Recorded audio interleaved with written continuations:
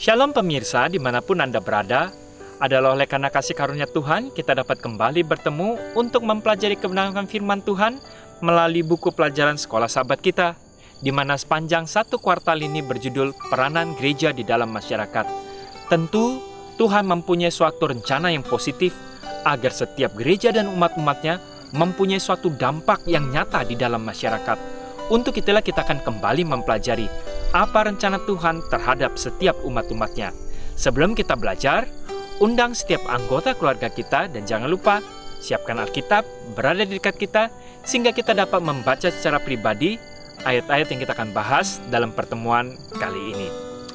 Judul pelajaran kita hari ini adalah Gereja Sumber Kehidupan.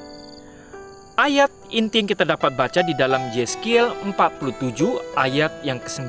Kita sama-sama dapat membuka Yeskiel 47 ayat ke-9. Sehingga kemana saja sungai itu mengalir, segala makhluk hidup yang berkeriapan di sana akan hidup. Ikan-ikan akan menjadi sangat banyak, sebab kemana saja sungai itu mengalir, semuanya di sana akan hidup.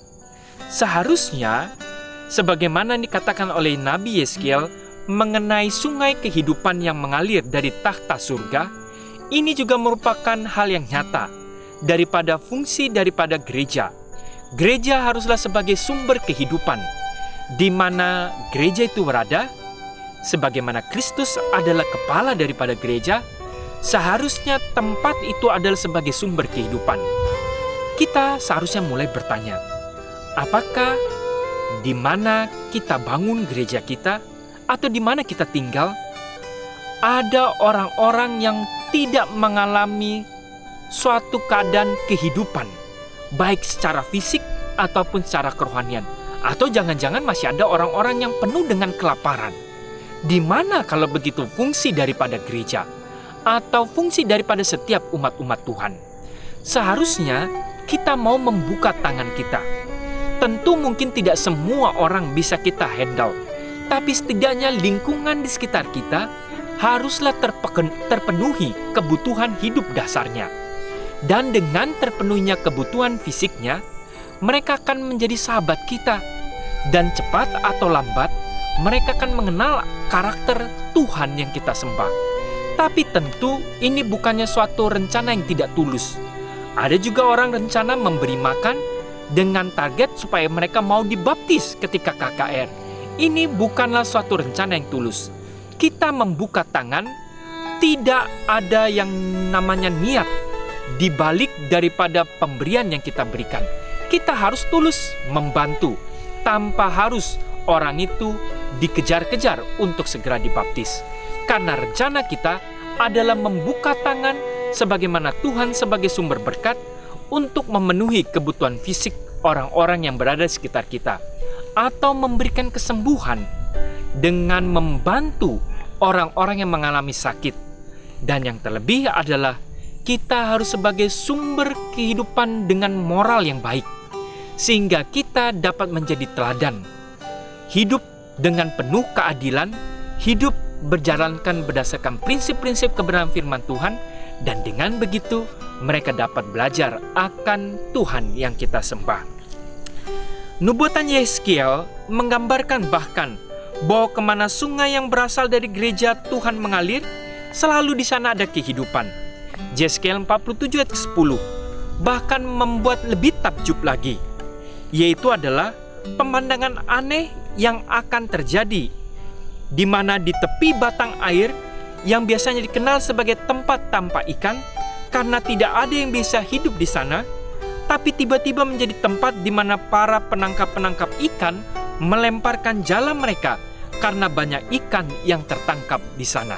Ya, jadi di ayat 10 bahkan dikatakan di batang air yang seharusnya tidak ada ikan, malahan menjadi tempat yang banyak ikannya.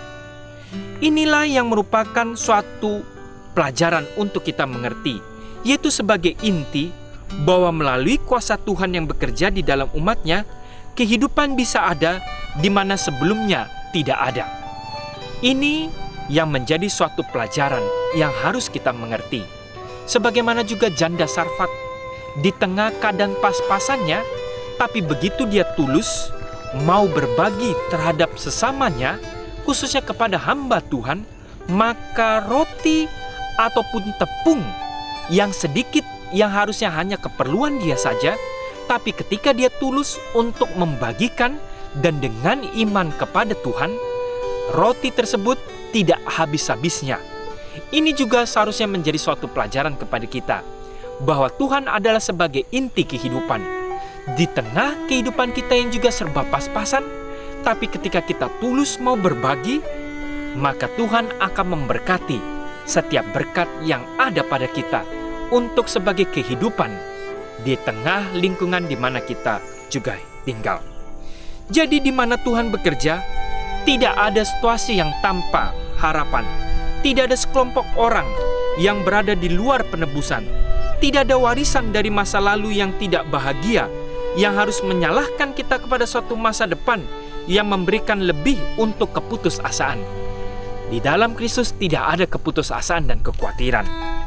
Kasih karunia Tuhan itu ajaib, melakukan hal-hal yang ajaib tentunya, bagi siapa saja yang akan menerimanya.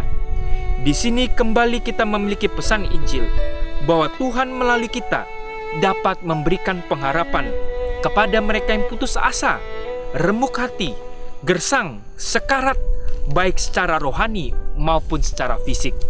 Karena di dalam Yeskiel 47 ayat 12 kita dapat membaca,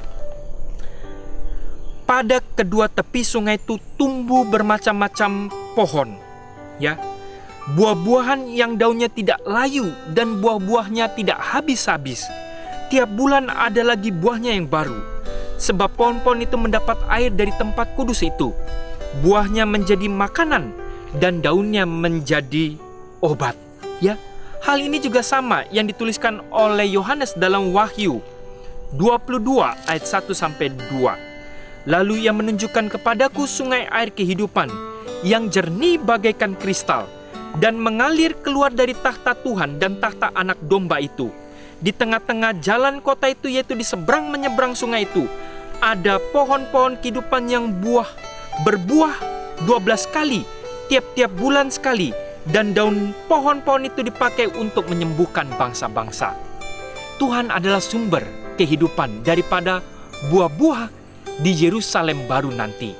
Dan dengan begitu Tuhan juga akan menjadikan kita sumber buah di tengah kehidupan kita di dunia ini. Untuk itulah kita harus mengerti, Tuhan yang sama sebagai sumber kehidupan, Tuhan yang sama juga akan memberkati anak-anaknya selagi di dunia ini untuk menjadi sumber kehidupan tersebut. Oleh sebab itu, suatu saat nanti umat Tuhan, termasuk anggota-anggota masyarakat yang Tuhan telah sembuhkan dan hidupkan melalui sikap anggota gereja yang tidak mementingkan diri sendiri, akan berada di bumi yang baru, di mana ada sungai lain yang mengalir, dan dia mengalir dari takhta Tuhan. Tidak akan ada padang gurun, kekeringan atau kematian di sana. Tapi sementara semuanya itu belum berjalan, kita harus menunggu kenyataan menyenangkan itu, di mana Tuhan menginginkan gereja-gereja menjadi tempat di mana mengalir penyembuhan dan hidup yang berkelimpahan di masyarakat di bumi yang saat ini.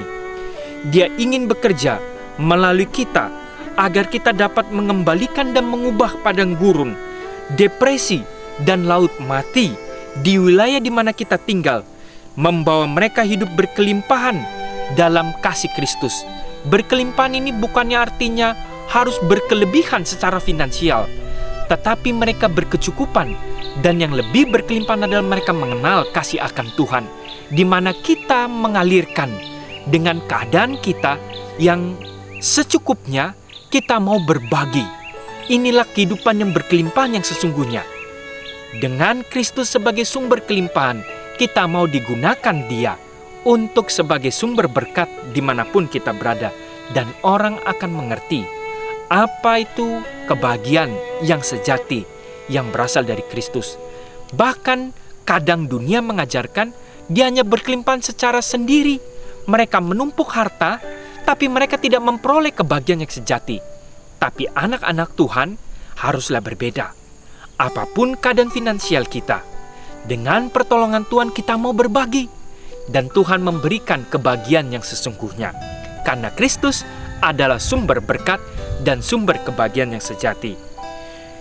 Di dalam Yohanes 10 ayat 10, Yesus adalah sumber kehidupan yang berkelimpahan, yang secara singkatnya adalah pekabaran yang menyeluruh yang seharusnya menjadi gambaran bagi setiap umat-umat Tuhan di dalam gereja.